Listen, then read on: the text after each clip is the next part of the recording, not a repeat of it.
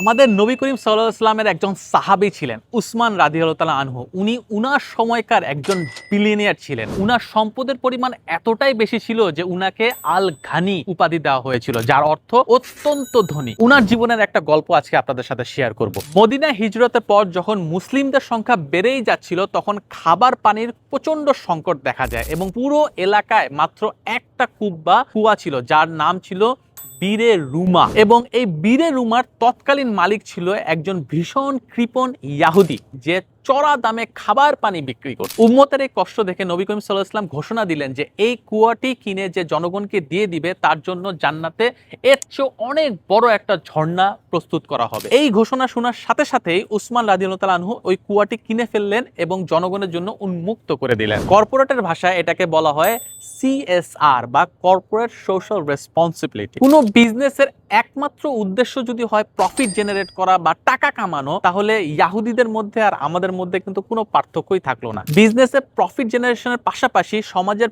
Pain point বা কষ্টের জায়গাগুলো দূর করাও কিন্তু আমাদের দায়িত্ব এবং কর্তব্যের মধ্যেও পড়ে।